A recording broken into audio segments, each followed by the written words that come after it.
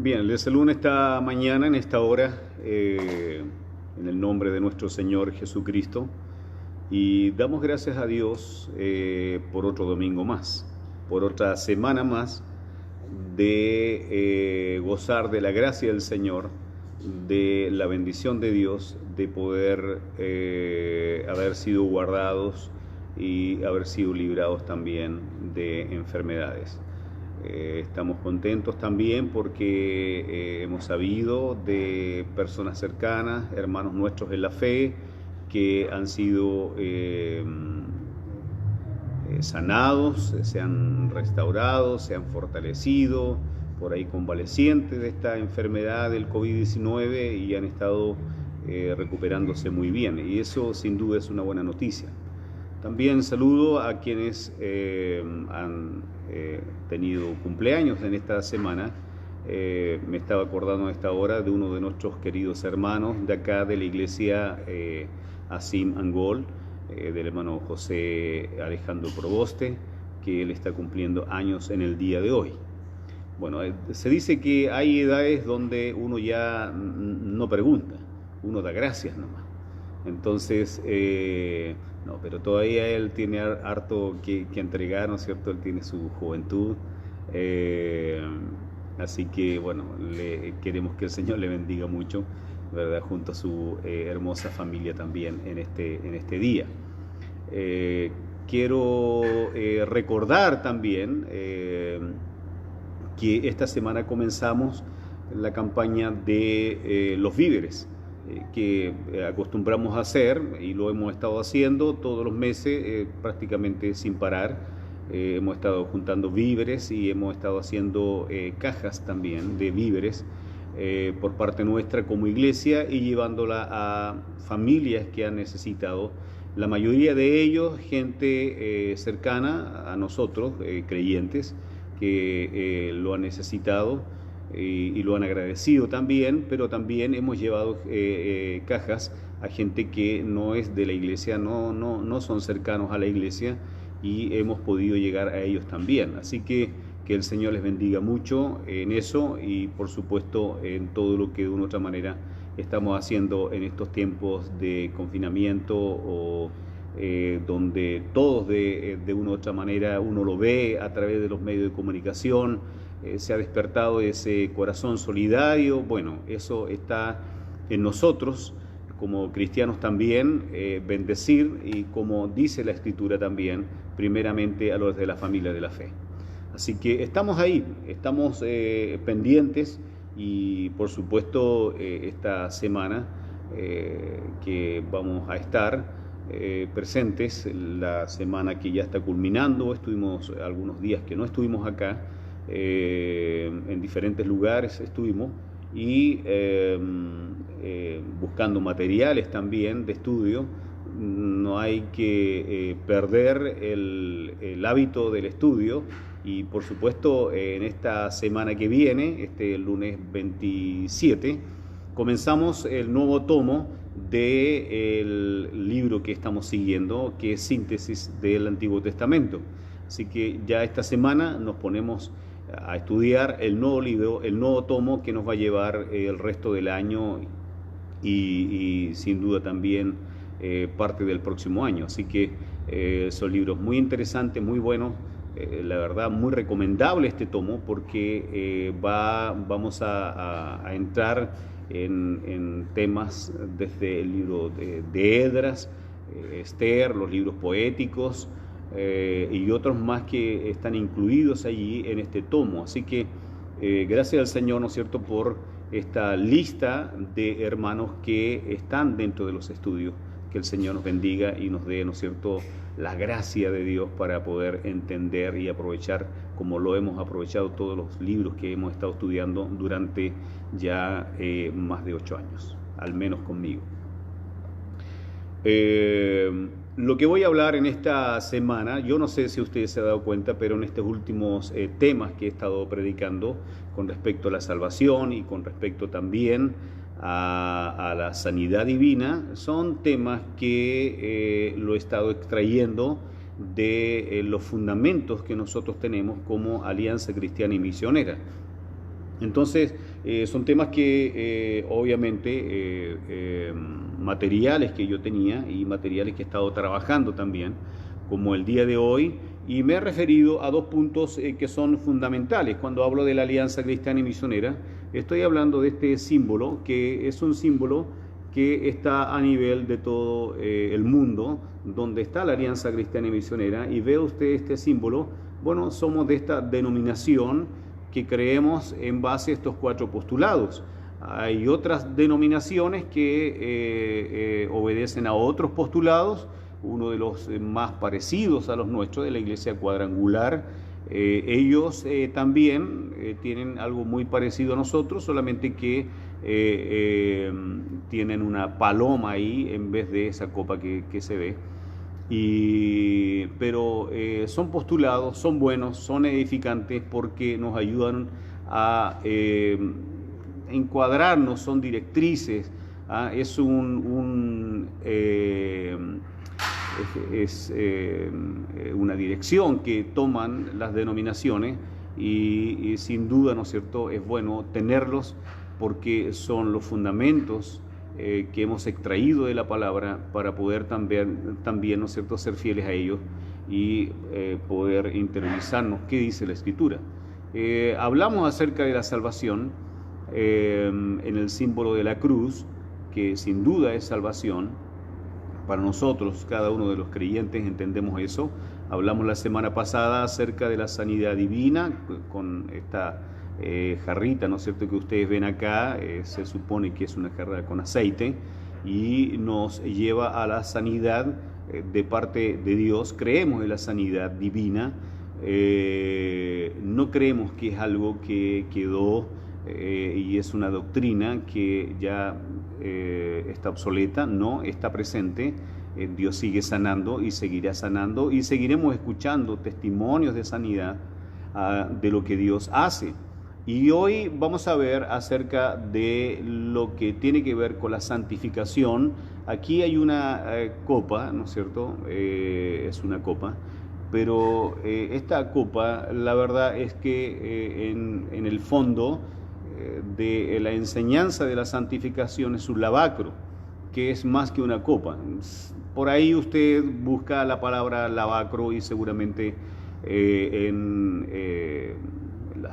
internet le va a llevar a esa fuente que está y que fue también ordenada por Dios que se construya para lo que tenía que ver con los sacrificios. Por lo tanto, vamos a hablar acerca de la santificación en esta mañana, porque es parte de lo que nosotros como creyentes debemos vivir, la santificación.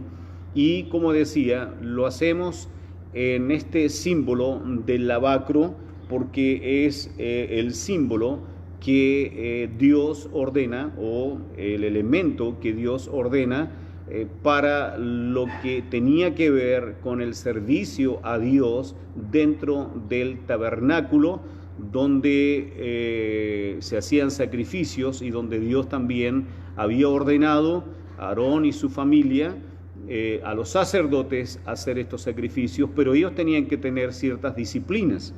Y dice la Escritura, refiriéndose a esto, al tema de la santificación y el lavacro, ¿no es cierto?, como un elemento simbólico solamente, en Éxodos 30, 17 al 21, dice: Dios habló con Moisés y le dijo: quiero que hagas un recipiente de bronce con una base del mismo metal, llénalo de agua y colócalo entre el santuario y el altar, para que Aarón y sus hijos se laven las manos y los pies cada vez que entren allí. También deberán lavarse las manos y los pies cuando se acerquen al altar para presentarme las ofrendas que deben ser quemadas. Si la cumplen, no morirán. Esto es lo que literalmente se hacía, y Dios es tajante, dice: si lo cumplen, no morirán. O sea, es parte de lo que debían hacer, porque lo que ellos debían hacer era algo sagrado, santo, a un Dios también que se define en la Escritura, y lo vamos a ver hoy día en esta mañana. Vamos a ver también cómo Dios se describe dentro de lo santo y lo santificado. Por lo tanto, ellos debían obedecer este ritual de la misma forma como Dios se los había dicho. O sea, debían con reverencia, con mucho temor, participar de todo lo que Dios había ordenado y lo que se hacía allí en pro del pueblo de Dios, donde a través de los sacrificios de animales, entonces el pueblo era santificado, sus pecados eran perdonados, y eso es lo que la Biblia de una u otra manera nos hace referencia. Pero cuando nosotros vemos eso, también tenemos que entender un significado más profundo. Y el significado más profundo es que es figura del Mesías que vendría más tarde. Todo lo que se hacía ahí dentro del tabernáculo, todo lo que los sacerdotes hacían, tenía que ver con el Mesías. Tenía que ver con la venida, la primera venida del Mesías a la tierra. Por lo tanto, es una figura, lo que se hace ahí, se hacía sin duda literalmente, pero al mismo tiempo era una figura de lo que vendría posteriormente y más tarde, cuando Jesucristo vino a la tierra a morir por nuestros pecados.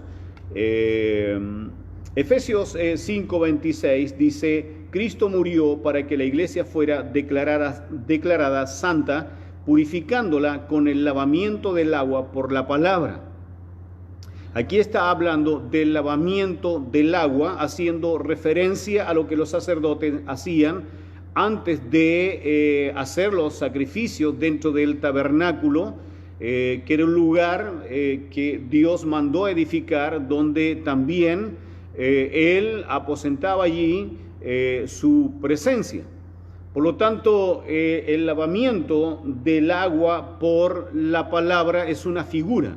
Para nosotros es una figura. En ese tiempo era literal, pero para nosotros hoy día es una figura solamente. Como muchas cosas que se hacen son figuras y tiene que ver también con representaciones. Por ejemplo, yo tengo un recipiente muy pequeño, muy hermoso, que me trajeron en uno de los viajes que hizo una persona, una hermana de la iglesia a Israel hace mucho tiempo atrás, muchos años atrás, y me lo regaló para que nosotros pudiésemos ungir a los enfermos con aceite. Bueno, ese aceite, ese recipiente con aceite que me trajo, de aceite de oliva, traído desde Israel, no tiene ningún significado, simplemente fue algo que me regalaron para yo poder hacer lo que dice el libro de Santiago, ungir con aceite.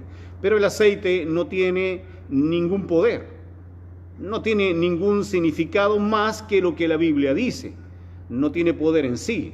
El agua hoy día, ya sea por el bautismo que practicamos o si tuviéramos que lavar los pies, no tiene tampoco ningún significado más que el que la Biblia dice que es una representación. Nos lleva a practicar ciertos ritos, ¿no es cierto?, que se hacían, pero no tiene mayor significado. Por lo tanto, por ahí yo veo y escucho también de personas que le dan significados de cosas sagradas y santas a las que no son. Ni el agua, ni que usted lo traiga del Jordán, ni que usted traiga aceite de Israel y del huerto de los olivos o de Getsemaní, donde estuvo el Señor, no tiene ningún sentido, no tiene ningún simbolismo. Hay cosas que lamentablemente aún los creyentes caen en fetichismos, incluso la misma palabra de Dios, muchos sin leerla siquiera, sin entenderla, porque no la leen tampoco, no la interiorizan, sin embargo le dan significados fetichistas, como diciendo que tiene poder cuando yo la leo, obviamente que es un libro también sagrado, Es un libro que tiene un tremendo significado por el contenido, por su letra, pero no tiene ningún poder adherido porque usted tenga una Biblia en su casa y usted crea que porque tiene una Biblia en su casa está limpia, no van a haber problemas y no sé, y tanta otra cosa que la gente hace, lamentablemente, lo hace ignorantemente, como lo hacen los esotéricos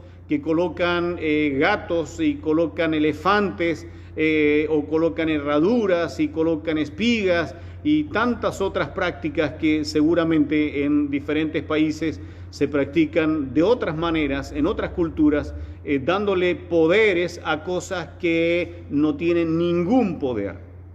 Por lo tanto, cuando la Biblia habla de eso, habla del significado que tiene la obra de Cristo en nosotros. Hebreos 10:22 dice: acerquémonos con corazón sincero, en plena certidumbre de fe, purificados los corazones de mala conciencia y lavados los cuerpos con agua pura. Tiene que ver con la santificación, tiene que ver y nos lleva a lo que hacía Aarón, los hijos de Aarón, que estaban nominados por Dios, escogidos por Dios, separados por Dios para los sacrificios dentro del tabernáculo. Por lo tanto, estos versículos son simplemente una mirada espiritual al lavamiento santificador del lavacro ante la entrada a la presencia de Dios. Esta figura de santificación la tenemos sin duda como figura, pero el que obra en nosotros, la obra santificadora, la hace en nosotros, en cada uno, el Espíritu Santo. Por lo tanto, es una acción espiritual de parte de Dios a través del Espíritu Santo. Ahora, veamos bien lo que significa la santidad o la santificación. Cuando hablamos de santidad o santificación, estamos hablando de como significado de apartado, separado en todas sus expresiones. Y viene de la raíz hebrea y luego, ¿no es cierto?, también los griegos en la transliteración de la Escritura, especialmente la Septuaginta, donde se transliteró la Biblia del hebreo al griego, pero no cambiaron los contenidos. En hebreo es kadosh. Kadosh significa distinguido, puro, diferente, separado de lo secular y profano. Dice también dedicado al servicio de Dios. Eso es lo que nos dice la palabra hebrea, kadosh, ¿no es cierto?, con respecto a la santificación. En griego es agioi y tiene que ver con lo mismo, separado para Dios, con una conducta resultante o consecuente. Aquí hay algo más que podemos interpretar y tiene que ver con acciones, tiene que ver con testimonio, tiene que ver con lo que nosotros hacemos y que debe estar a la altura de lo que significa ser apartados, separados para Dios mismo. Eso no significa que usted tenga que estar todos los días en la iglesia, no sé, tantas otras cosas que la gente a veces hace pensando que eso le va a dar un contenido más a la santificación. No tiene que ver con eso. No tiene que ver cuánto usted está o viene a la iglesia, al templo. Tiene que ver con la comunión que usted tiene con el Señor, pero con lo que Dios ya obró a través de Cristo y el Espíritu Santo. Es una obra de Dios. Por lo tanto, la santificación es una obra de Dios porque Dios revela a través de esto lo que Él es. Y lo que nosotros vemos en la Escritura desde principio a fin es que Dios es santo. Uno de los atributos de Dios es que Dios es santo. Gloria al Señor. Él es santo. Y cómo Él comienza a adoctrinarnos a nosotros desde el principio de la humanidad a demostrar que la santificación es fundamental en la comunión con Él cuando nosotros vemos en el libro de Génesis, en el capítulo 3, versículos 21, cuando Adán y Eva pecaron, la Biblia dice que Dios los vistió con pieles, porque estaban desnudos. Entonces, si nosotros analizamos bien ese texto, nos damos cuenta que Dios hizo un sacrificio de animal. Eso significa que Dios mató ese animal, hubo derramamiento de sangre y luego quitó las pieles o la piel, ¿no es cierto?, de ese animal, y de eso vistió a los primeros hombres. ¿Cómo podemos argumentar algo así? Bueno, uno de los libros más antiguos de la Biblia, o el más antiguo de la Biblia, que es el libro de Job, nos puede ratificar esto y dar luces también. ¿Por qué hablo del libro de Job como el libro más antiguo? Bueno, todos los estudiosos de la Biblia identifican el libro de Job como el libro más antiguo. El libro de Génesis es el primer libro de la Biblia porque describe el principio de Dios, de la creación misma, pero el libro escrituralmente, el que se escribió primero fue el libro de Job. ¿Por qué se habla del libro de Job como el libro más antiguo? Según los estudiosos, tiene que ver con el lenguaje un tanto arcaico que se usa allí y por algunas prácticas que también Job hacía, y lo dice allí en el capítulo 1, versículos 4 y 5. En los versículos 4 y 5 describe allí a los hijos de Job teniendo convivencias. Eran 7 hijos hombres, 3 mujeres, y dice la Escritura que ellos se reunían para compartir, y en eso alegraban su corazón, bebían y hacían lo que era una reunión familiar, una fiesta familiar. En ese tiempo, lo que está describiendo allí estos versículos 4 y 5, entonces Job lo que hizo fue, o lo que hacía y acostumbraba a hacer, era que él hacía holocausto, elevaba holocausto a Dios, y cuando nosotros vemos en la Biblia, la palabra holocausto tiene que ver con sacrificio de animal, con muerte de animal, tiene que ver con derramamiento de sangre. Por lo tanto, sí, en ese tiempo no habían sacerdotes como los que Dios escogió, como Aarón y los hijos de Aarón y la línea también sacerdotal de Aarónica. Entonces, Job, él hacía sus holocaustos, sus sacrificios, y elevaba sacrificio a Dios, y él decía, y lo dice allí el versículo 5, por si ellos hubiesen blasfemado contra Dios. Entonces él elevaba sacrificios para santificar a sus hijos, y lo dice allí la Escritura. ¿Cómo Job entendió esto? Lo entendió porque Dios, de una u otra manera, desde el principio comenzó a demostrar al hombre que el sacrificio de animal, el derramamiento de sangre que se siguió practicando luego a través del llamado de Aarón y sus hijos, de ahí en adelante, todo en el antiguo pacto se hacía justamente para santificar al pueblo de sus pecados. No había otra forma que el sacrificio de animal. Y Dios comenzó a hacer este sacrificio de animal, donde dice allí en Génesis 3:21. Por lo tanto, logramos entender que era la forma que Dios dejó para que el hombre se santificara y pudiera tener comunión con él. Isaías 57, el libro de Isaías 57:15 dice, porque así dijo el alto y sublime, el que habita en la eternidad y cuyo nombre es el Santo, Dios Santo. Levíticos 19:2 dice, habla toda la congregación de los hijos de Israel y diles, santos seréis, porque santo soy yo, Jehová vuestro Dios. Gloria al Señor.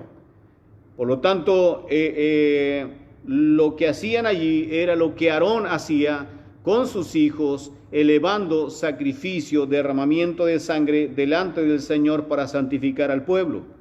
Isaías 6:3, refiriéndose a los serafines, a todo esto, los serafines eran ángeles, la palabra seraf en hebreo es ardiente. y ellos ardían en servicio delante de la presencia de Dios. Y estos ángeles ardientes, los serafines, el uno al otro daba voces diciendo: Santo, santo, santo, o sea, santísimo, santísimo, Jehová de los ejércitos, toda la tierra está llena de su gloria. Y el segundo texto donde repite exactamente lo mismo, porque no hay más textos en la Biblia que digan lo mismo, está en Apocalipsis 4:8, donde habla de los querubines, otros tipos de ángeles. Y estos ángeles eran los más cercanos al trono de Dios. Día y noche, dice la Escritura, alababan a Dios y decían: Santo, santo, santo es el Señor Dios Todopoderoso, el que es, el que era y el que ha de venir. Escuche bien esto. Dios es la fuente de santificación y su santidad o la santidad de Dios expresa toda la esencia de su gloria. Dios es santo.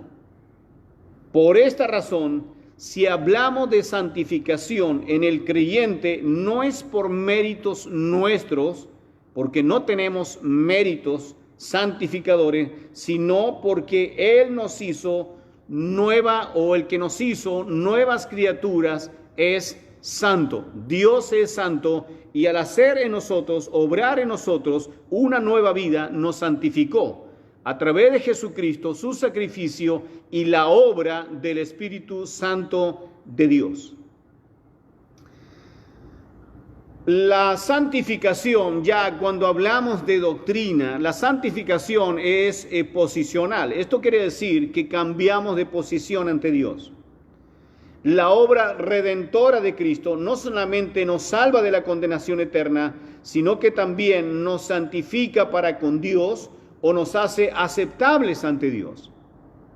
Porque ninguna persona que tenga pecado o esté en pecado, viva en pecado, practique el pecado, ningún pecador tiene comunión con Dios, que es santo. Solamente a través del sacrificio de Cristo en la cruz por nuestros pecados, cuando nosotros practicamos o participamos de esta obra a través de la fe y en lo que el Espíritu Santo hace dentro de nosotros, que es santificarnos para tener comunión con el Dios Santo. Primera de Corintios 6:11 dice: mas ya habéis sido lavados, santificados, justificados en el nombre del Señor Jesús y por el Espíritu Santo. Lavados, un acto simbólico que hacían los sacerdotes para santificarse delante del Señor y hacer todo lo que tenían que hacer delante de Dios. Santificados, o sea, hemos sido apartados. Justificados, Dios nos ha declarado justos, acepto delante de Dios a través de Jesucristo y esta obra del Espíritu Santo en nosotros. Entonces, esto significa que comenzamos a vivir en otra dimensión para con el reino de Dios. Y escuche bien esto, hermanos, y en otra relación con el mundo. Toda relación que teníamos con el mundo, con las prácticas del mundo, con aquellas cosas que nosotros veíamos como naturales, pero ofensivas delante de Dios, esa relación se rompió y hoy día tenemos una nueva relación con Dios por la obra santificadora del Espíritu Santo en nosotros. Y la Biblia enumera actos y comienza a hablar de conductas que son santificadoras, son de nuestra santificación. Y logramos entenderlo. No es difícil entenderlo cuando usted está en Cristo, qué es bueno y qué es malo. En Juan 17:16 Jesús dijo en una de las últimas oraciones al Padre, refiriéndose a los creyentes: no son del mundo, dice. No son del mundo, como yo tampoco soy del mundo. Cristo siempre guardó la santificación. Fue tentado, fue desafiado de muchas maneras, muchas formas, pero él siempre guardó la santidad en sí mismo. La Biblia dice que en él no hubo pecado. Pero nosotros que hemos nacido en pecado, por esa herencia de pecado que hemos recibido de Adán y Eva, Dios obró a través de la fe la santificación. Y el Señor dice que en esta obra de fe no somos del mundo, como tampoco, o sea, nos coloca a la par. Hace un paralelo entre lo que Dios obró en Cristo y el Espíritu Santo, ¿no es cierto? Y la vida de Jesucristo, como yo tampoco soy del mundo, dice Jesús. A esa altura estamos. El libro de Colosenses, capítulo 1, versículos 12 y 13 dice, nos hizo aptos para participar de la herencia de los santos en luz. Hacernos aptos significa que nos dio autoridad. Nos califica para recibir la herencia o patrimonio de lo espiritual, comenzando de la salvación misma.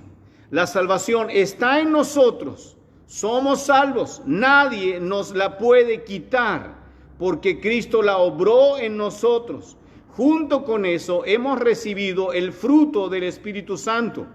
El fruto lo vimos en algún tiempo atrás, hablamos de gozo, paz, paciencia, benignidad, amor, no sé, todos los frutos que son del Espíritu. Los dones también que hemos recibido de parte de Dios a través del Espíritu Santo. Y son dones que son dados por Dios para la obra de Dios, en el servicio de Dios, otorgados por el Señor. Se parecen a muchas de las cosas que hacíamos, pero no son iguales. Pueden ser similares, pero no iguales, porque estos dones son dados por Dios a través del Espíritu Santo para poder servir a Él dentro de su reino. Y Él, además de eso, nos ha preparado en los cielos herencia para que cuando nosotros partamos de este mundo o seamos transformados por Jesucristo en su arrebatamiento, entonces los santos en luz puedan recibir la plenitud de la herencia que hoy nosotros tenemos, pero no estamos plenos, porque esa plenitud la vamos a recibir cuando estemos con el Señor. Y es algo que es dado a la iglesia, los apartados de Dios, los santos y santificados. Es tan gloriosa y de alcances tan profundos la obra santificadora de Cristo y del Espíritu Santo que en el libro de Colosenses, capítulo 1, versículo 13, dice que hemos sido trasladados, escuche bien, hemos sido trasladados del reino de las tinieblas al reino de Cristo. Acá se produjo algo realmente poderoso, potente, que no solamente es un testimonio terrenal, sino también celestial. Es como decir, como dice la Escritura, lo que atamos en la tierra será atado en el cielo. Lo que se ata en el cielo será atado en la tierra. O sea, lo que se produjo en nosotros aquí tiene una trascendencia espiritual en el reino de los cielos. Y hemos sido apartados del reino de las tinieblas, donde estábamos bajo esclavitud, bajo el poderío de Satanás, las obras del diablo, las obras de Satanás, al reino de Cristo, que es el reino de la luz, para hacer las obras que son de la luz. Por eso Dios no recibirá a nadie que siendo del reino de Cristo haga las obras de las tinieblas. Si hay alguien que practica las obras de las tinieblas y dice estar en el reino de la luz, es porque no ha sido apartado, separado, no ha obrado Cristo en su vida, no es un convertido simplemente, no es parte del reino, sigue siendo del reino de las tinieblas. Finalmente, quiero decir que la santificación se demuestra como resultante del accionar del cristiano. Como ya se produjo la obra regeneradora de Cristo y del Espíritu Santo, entonces los aspectos externos, escuche bien, los aspectos externos de la santificación se comienzan a demostrar como fiel testigo de lo que pasó dentro de mi vida.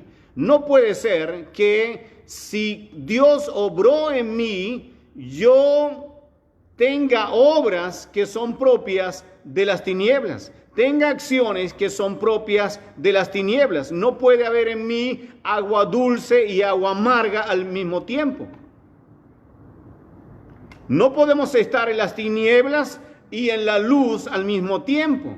No podemos ser de Cristo y ser del diablo al mismo tiempo. Bien, o somos de las tinieblas o somos de la luz.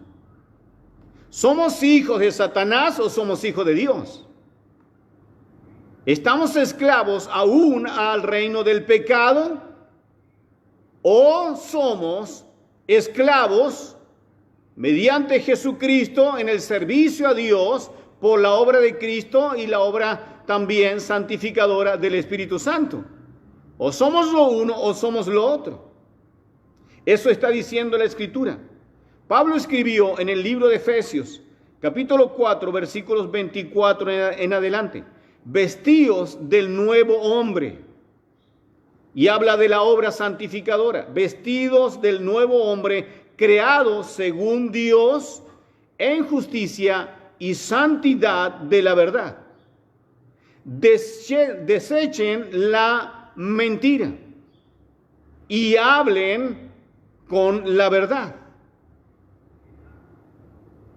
La mentira no es parte de la vida santificada.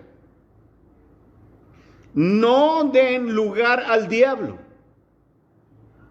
Porque la Biblia habla allí acerca del enojo, dice no del lugar al diablo, nos podemos enojar, es parte de las emociones que están dentro de nosotros, son inherentes al ser humano, pero no le den lugar al diablo, dice acá.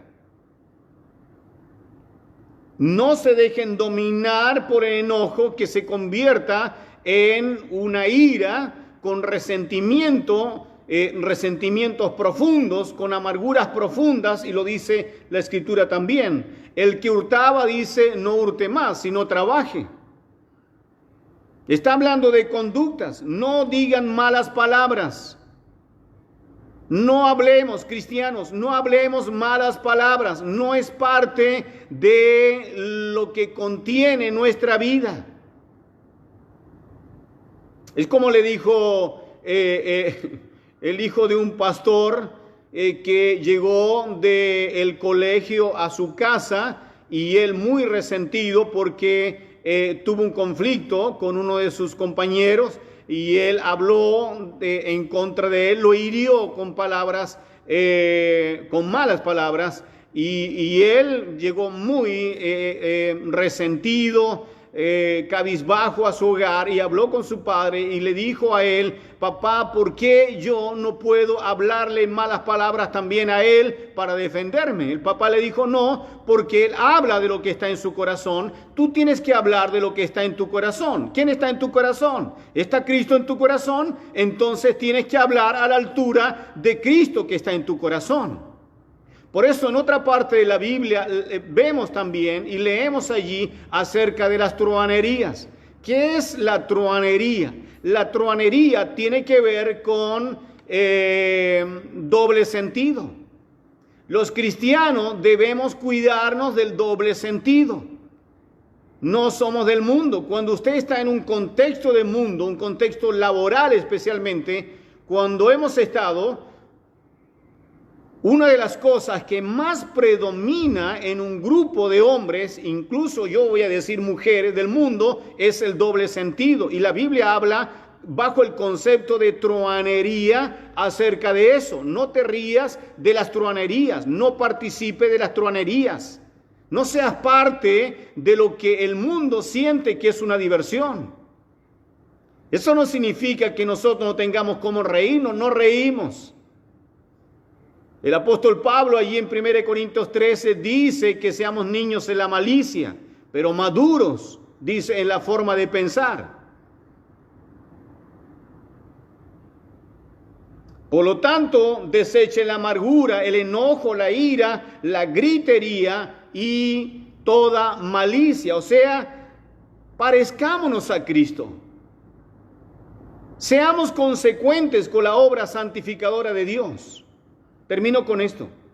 Hay 3 evidencias de una vida santificada que demuestra o se demuestra en 3 aspectos fundamentales que tengo escrito aquí. Con esto voy a terminar. Primero, vivir en conformidad con Dios. Primera de Pedro, capítulo 1, versículo 15 al 16, dice: como aquel que os llamó es santo, sed también vosotros santos en toda vuestra manera de vivir. En toda, ¿escuchó eso?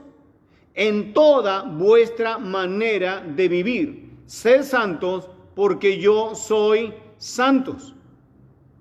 Y está hablando no solamente de lo que yo vivo interiormente, lo que soy, sino cómo vivo también. Muchas de las cosas que se generan de una vida santificada tienen que ver también con los hábitos que nosotros tenemos dentro de nuestros hogares y aún aquellas cosas domésticas. Y podría hablar de cosas domésticas que a veces nosotros las pasamos por alto. Pero la suciedad no es parte de la vida santificada de un creyente. Y se demuestran en nuestra manera de vivir, cómo vivimos, cómo vestimos, de qué manera lo hacemos. Tanto hombres como mujeres. Hay muchas cosas prácticas, hermanos, que tenemos que aprender y entender y lograr entender que es parte de nuestra santificación. No estoy hablando de los vestidos largos hasta los pies, no estoy hablando de dejarse crecer el cabello, no estoy hablando de colocarse un velo, no estoy hablando de cosas así, no estoy hablando de cosas externas. Estoy hablando de cosas fundamentales de la vida de un creyente que tiene que ver con el recato, tiene que ver con el decoro, tiene que ver con cosas simples de esta vida. No como aquellos que han llevado esto como parte de la santificación. Es como escuchaba un pastor, si el vestido está un poquito más arriba de la rodilla, esa es una mujer santificada. Es una mujer del mundo. Y si está un poquito más abajo de la rodilla, es una mujer santificada. O sea, son cosas que realmente no tienen sentido y ni tienen tampoco mucha consistencia en la palabra. La santificación y la vida práctica de la santificación va mucho más allá. Va mucho más allá de eso. Y seguramente el creyente o la mujer creyente va a saber cómo vestirse y cómo andar. Y el hombre creyente también va a saber vestirse y cómo andar. Porque tenemos al Espíritu Santo, que es nuestra conciencia. Y el Espíritu Santo le dirá también al creyente santificado cómo debe andar, cómo debe actuar, cómo debe hablar, cómo debe vivir. Hemos sido sacados del reino de las tinieblas para ser parte del reino de la luz. Lo segundo, una purificación moral. Segunda de Corintios 7:1 dice: limpiémonos de toda contaminación de carne y del espíritu. Está hablando del ser humano, está hablando espíritu aquí en minúscula y se refiere a nosotros. Y está hablando de la esencia de lo que somos. Somos seres materiales e inmateriales, somos cuerpo y espíritu. Y dice la Escritura que debemos ir perfeccionando la santidad en el temor de Dios. Por eso hablamos de la santificación posicional, pero también hablamos de la santificación progresiva. No todos comparten esta mirada, pero yo estoy totalmente de acuerdo cuando aquello que es progresivo es ascendente. No creo en una santificación de altos y bajos. No creo que hoy día estemos tocando el cielo y mañana estemos tocando el infierno. No creo que hoy día nuestro espíritu y nuestra fe esté en el cielo y gozándonos con Dios y los ángeles, y el día de mañana tenemos tanta amargura y nos sumimos en lo profundo de las depresiones como si Dios no existiera. Como si no hubiera Dios que me consolara, me confortara, tal y cual como lo hizo con Elías cuando huía del rey Acab y Jezabel, ¿verdad? Cuando él se cubrió debajo del enebro y luego caminó 40 días para meterse dentro de una cueva, y Dios le habla allí. Es una hermosa historia del trato de Dios con nosotros. Me acuerdo muy bien del testimonio de un hermano cuando hablo de la santificación progresiva. Él era un vecino mío, estaba justamente, el patio de él daba con el frontis de mi casa. Y cada vez que yo entraba a mi hogar, lo veía en su patio trasero, porque ahí él tenía un pequeño terreno y él sembraba cosas pocas, obviamente, no era un terreno muy grande. Él era un hombre de campo. El lugar donde estoy describiendo es un pueblo y tenía mucho de campo. Por lo tanto, él hacía esas huertas que nosotros llamamos acá en Chile y plantaba allí verduras y tantas otras cosas más que se dan y que se vienen a cosechar por ahí por la primavera o terminada la primavera. Y tenía hermosas huertas. Y por ahí comenzamos una comunicación con él y yo le decía a él, vecino, veo que usted tiene verduras, usted me podría vender algunas. Mis hijos estaban pequeños en ese tiempo y él decía, sí, le puedo vender, y empezamos a tener una comunión. Bueno, en ese tiempo la iglesia nos colocó un teléfono fijo. Era el único prácticamente que había en el lugar, ahí en esa villa donde vivíamos, y ellos decían al pastor, era el pastor del lugar, y decían, usted me puede convidar teléfono solamente para recibir la llamada. Yo le decía, ningún problema, vayan a mi casa cuando quieran. Y comenzó una comunión que al final terminó, que esa comunión se generó una amistad, los llevamos a la iglesia, ellos se convirtieron al Señor y terminé bautizándolos. Y uno, antes de ese bautismo y en esa preparación del discipulado, él se acercó donde mí y me dijo, pastor, yo quiero confesarle algo. Y él me dijo, yo vivo gran parte de lo que tengo o de lo que vivo es producto de compras de animales robados y por ahí los sacrificamos y yo vendo esa carne para subsistir.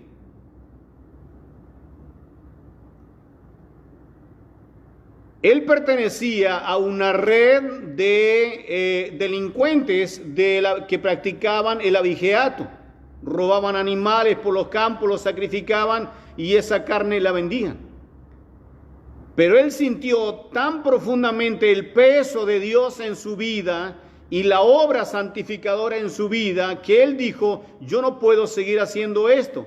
Y dijo, pastor, yo no quiero seguir más en esto, se lo quiero confesar, yo quiero que usted ore por mí, yo la verdad quiero y espero en Dios, Dios me bendiga para yo poder subsistir de otra forma. Y en el tiempo comenzó a ver y a dar frutos de lo que él comenzó a hacer como otra forma de subsistencia. Y me decía, pastor, me ha ido tan bien, he sido tan bendecido que creo que Dios realmente está conmigo, decía él. Gloria a Dios. ¿Quién pudo haber hecho eso en su mente y en su corazón, sino solamente el Espíritu Santo en su vida, replicando la santificación que estaba en él? Era su conciencia a sus pecados. Y él renunció a su pecado, se apartó de su pecado. No hay otra forma de que Dios pueda completar su obra en nosotros si no es que nosotros renunciemos a nuestros pecados, estimados hermanos y amigos. Por lo tanto, cuando Cristo vino a su vida y Él me confesó esto, renunció a esto, el Espíritu Santo sin duda estaba trabajando en Él bajo esta santificación progresiva, ascendente, que de una u otra manera nos da luz en la palabra del Señor. Por último, el último aspecto de la santificación es que hemos sido dedicados para Dios. Romanos 12:1 dice: así que, hermanos, os ruego por la misericordia de Dios que presentéis vuestros cuerpos en sacrificio vivo, santo, agradable a Dios, que es vuestro culto racional. Presentar aquí está hablando de ofrenda. Presentar una ofrenda diaria de lo que somos delante del Señor. Señor, aquí estoy, yo soy tu ofrenda hoy. Te ofrendo mi vida hoy. Y todos los días, tal y cual como hacía Job con sus hijos delante del Señor, elevaba ofrenda a Dios, hacía holocausto para santificar a sus hijos y sin duda su vida misma. Nosotros también hoy día podemos presentarnos día a día delante del Señor como una ofrenda santificadora delante de Dios. Señor, aquí estoy, soy tu ofrenda hoy. Te presento mi vida, todo lo que soy. Termino con esto. La santificación o ser santificados significa dedicados, apartados, separados para alabanza de la gloria de Dios. Por eso es fundamental, hermanos, sujetar los deseos de la carne cuando soy consciente de que mi cuerpo es un instrumento de alabanza a Dios y un testimonio de la santificación. Podemos pecar, pero también santificarnos.